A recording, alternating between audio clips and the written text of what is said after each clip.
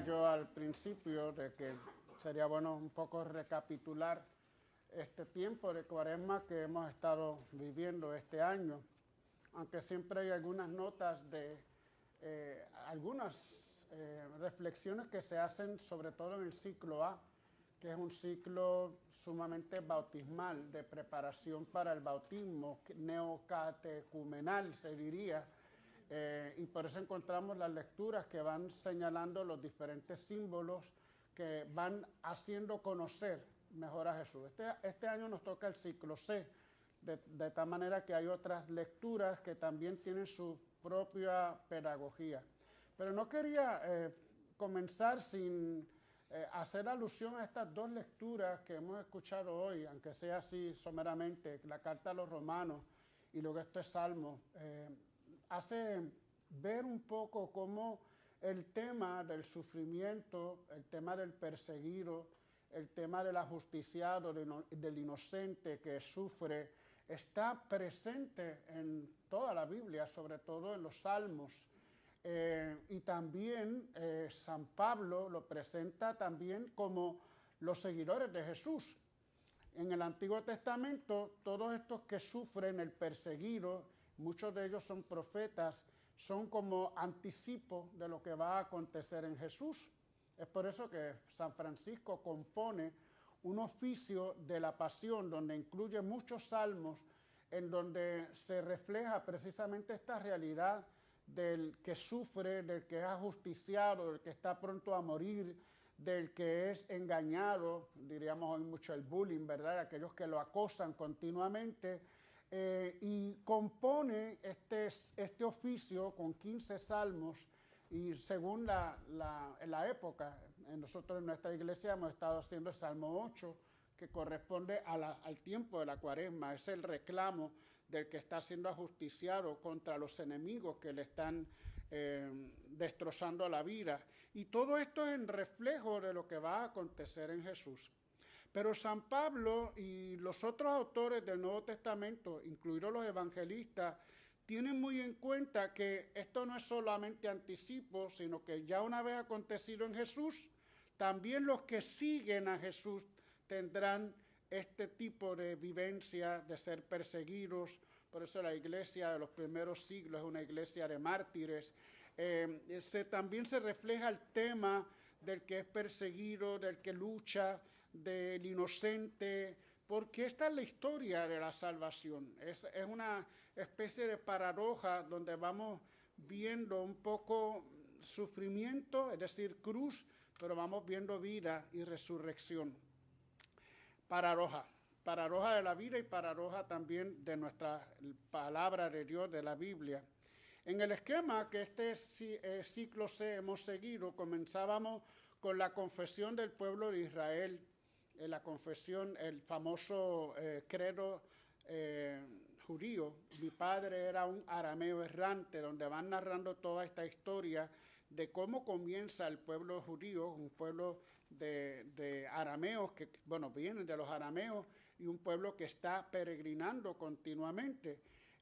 Y el desierto que se convierte también en lugar de peregrinación se refleja en el Evangelio cuando Jesús por el Espíritu es enviado al desierto y allí es tentado. Siempre esta fuerza que tiene el signo del desierto, del peregrinar.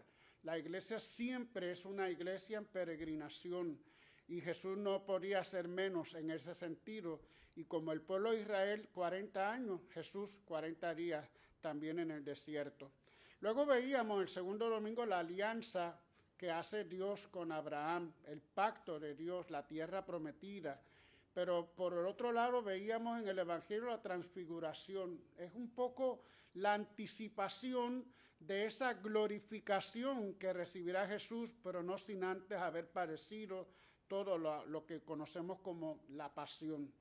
Luego Dios se presenta ante Moisés, yo soy el que siempre está, yo soy la presencia, yo soy el que libera, pues está ahí para liberar. y por el lado del Evangelio la llamada a la conversión, aceptar esa liberación que el Señor nos propone.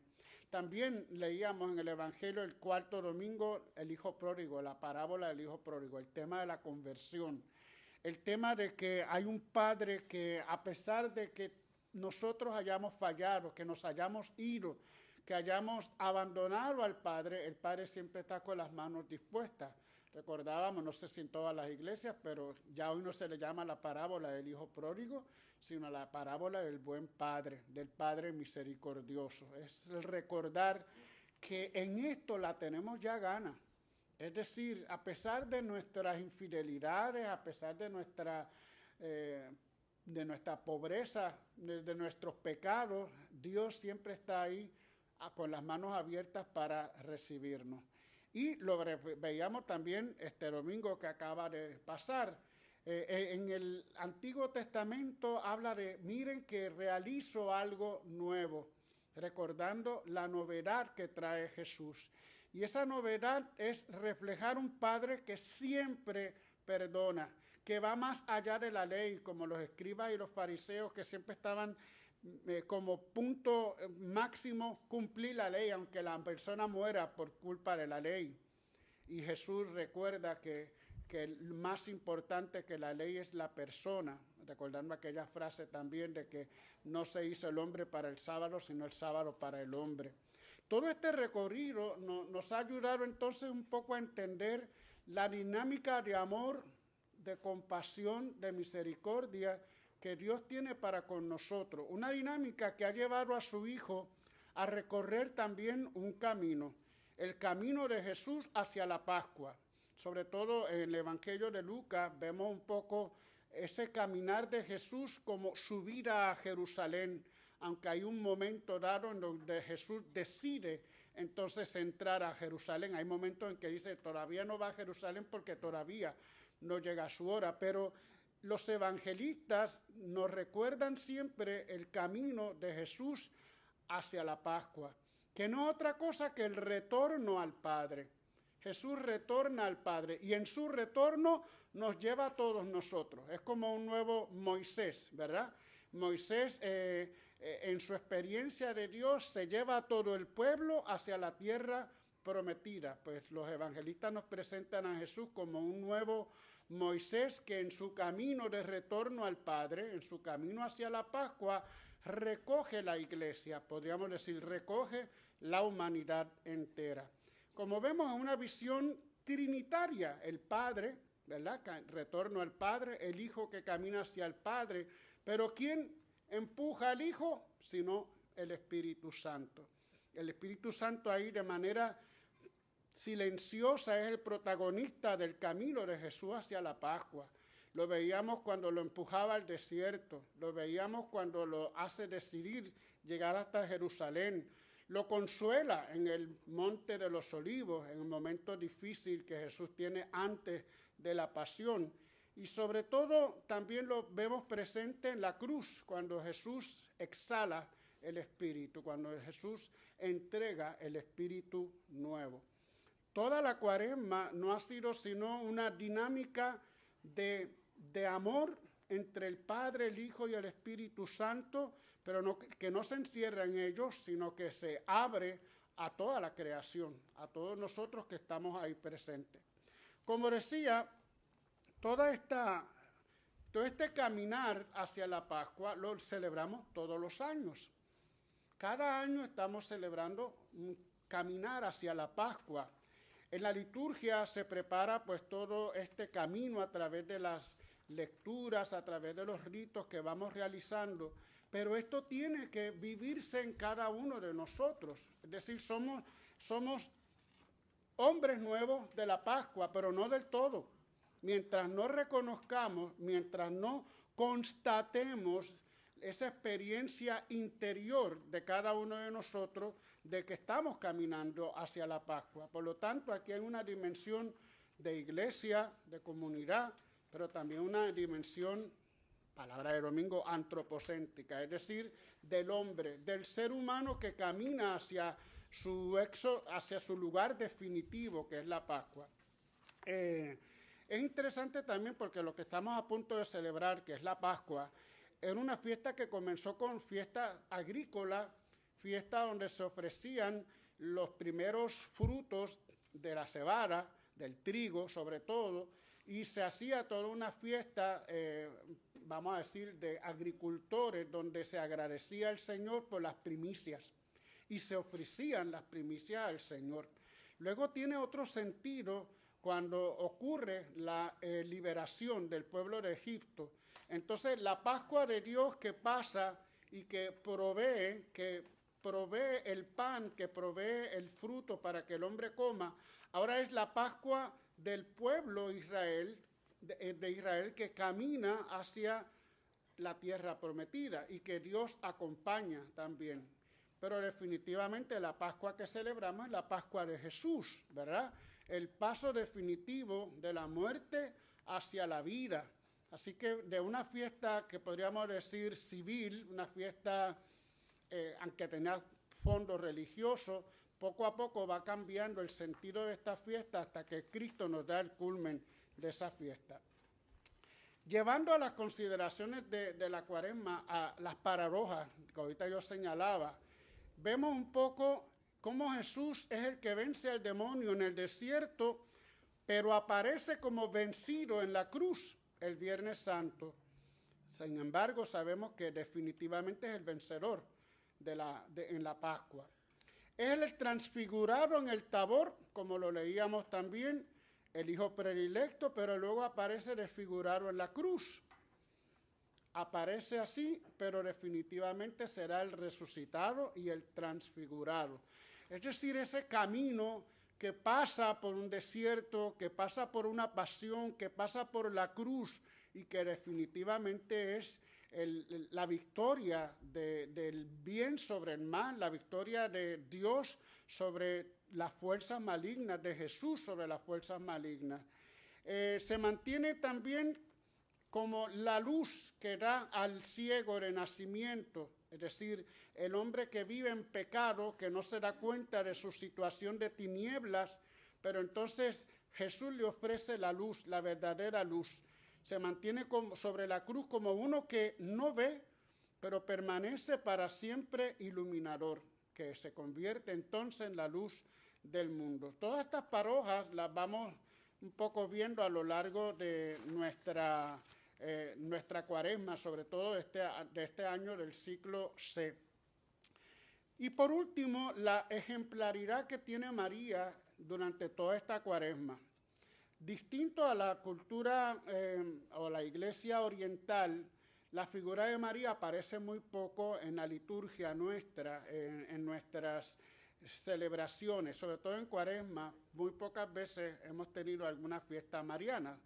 Tuvimos la fiesta de la Anunciación porque resultaba ser dentro de la Cuaresma.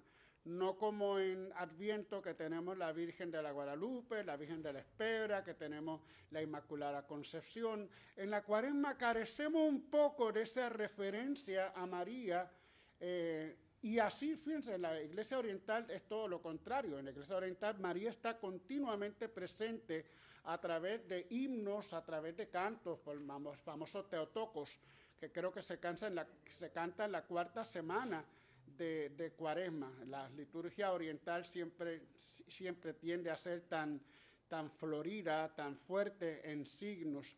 Pero no podemos obviar lo que estamos celebrando precisamente hoy. La importancia que tiene María, que ha acompañado a Jesús en todo ese recorrido hacia la Pascua. De alguna forma silenciosa, de alguna forma escondida, pero va caminando con Jesús hacia Jerusalén, va caminando con él hacia la cruz y está presente allí en la cruz, al pie de la cruz, o como diría la fiesta de hoy, junto a la cruz, donde es la hora de su Hijo. Y allí, en la hora de su Hijo, como dice San Juan, en la boda de Caná, todavía no ha llegado mi hora, por lo tanto ahora no tienes que intervenir. Cuando llegue mi hora, entonces tú estarás conmigo. Y sabemos que entonces San Juan se encarga de que ha habido tanto silencio de la presencia de María en ese caminar de Jesús, pero la hace presente en el momento cumbre, en el momento máximo, que es la entrega, que es la muerte, que es la hora de Jesús, que no es su muerte, que sino es su victoria. Y allí está presente María, con todas las connotaciones que también tiene este texto tan hermoso para nosotros. María se convierte en modelo de acompañar al que sufre, como ella acompañó a su hijo. Pero también ella es la madre de la iglesia cuando Jesús le concede a su hijo, a su madre, a Juan como su hijo. Es decir, este signo que tantas veces he olvidado en nuestras iglesias, este momento tan hermoso donde Jesús nos deja una madre para nosotros. Por eso los católicos tenemos esta devoción a María, porque el mismo Jesús lo ha señalado así: mujer, he ahí a tu hijo, pero también nos dice: hijo, ahí está tu madre. Y nosotros queremos recordar que siempre está ella al lado de Jesús. Y esto es lo que quisiéramos un poco revivir hoy a través de esta celebración de María junto a la cruz.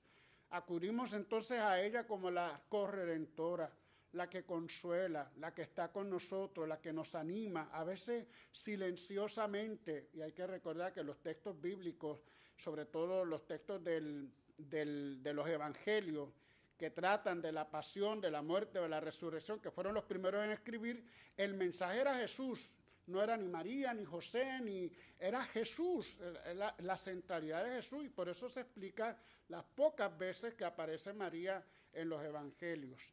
Pero para nosotros, este es clave, he ahí a tu hijo, he ahí a tu madre, es clave. María siempre estará presente en la vida de todos nosotros, sobre todo en el que sufre y en el que está decidido a caminar su camino hacia la Pascua, hacia la vida, hacia la resurrección. Amén. Amén.